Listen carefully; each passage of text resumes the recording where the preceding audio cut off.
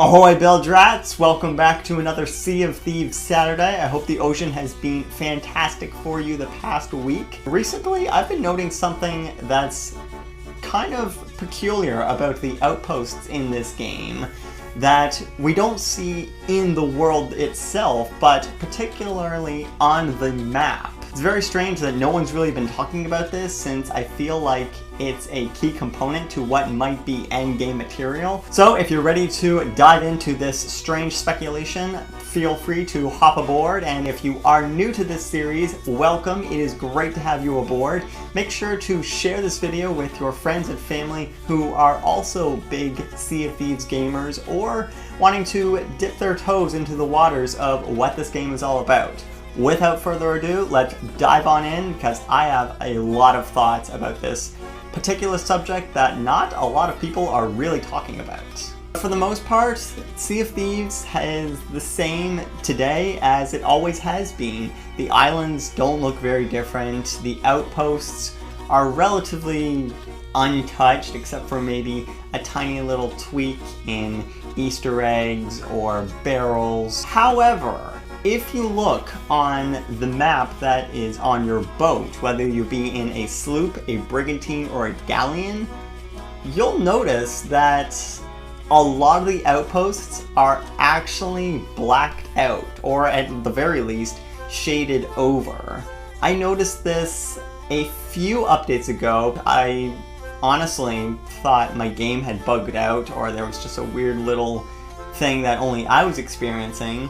So I dismissed it quickly, and then a few more times I noticed that the outposts were blacked out.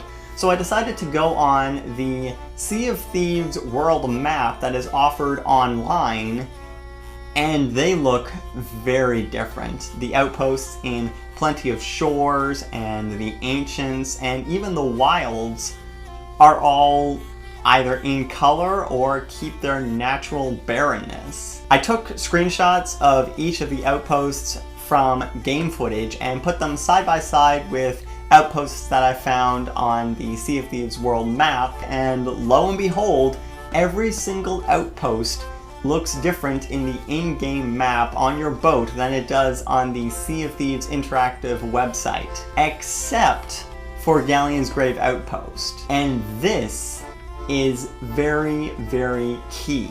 Galleon's Grave Outpost is on the very edge of the map before the Devil's Roar came in. I think there's more to Galleon's Grave being identical now as it was back in the day, while everything else is different, because of what has been happening in the game lore and with the updates that have come out. I've only read Athena's Fortune, and there is nothing in the book that says anything to the galleon that's on top of the outpost, but I do think that Galleon's Grave is a key point to what may be coming in the future. We do have the Fort of the Damned update just around the corner, so perhaps Galleon's Grave, and the fact that we've been going on Reaper's Grave voyages, there might be something there. And I think we would all do very well to keep an eye on this outpost for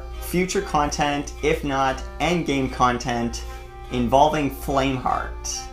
Why else would all the other outposts be charred and blackened, except for Galleon's Grave? Maybe the galleon at the top is Flameheart's old ship, the Burning Blade. I don't know. I am a horrible speculator and theorizer, but I'm gonna toss this out there anyway, because this is the kind of stuff that the community can take and run a country mile with, or I guess in our context, a nautical mile. Those are all of my thoughts on what is happening with the outposts in Sea of Thieves, how we can visually see no difference whatsoever, but the map that is sitting on our ship's table tells a different story, and what I think might be coming to the game in updates to come.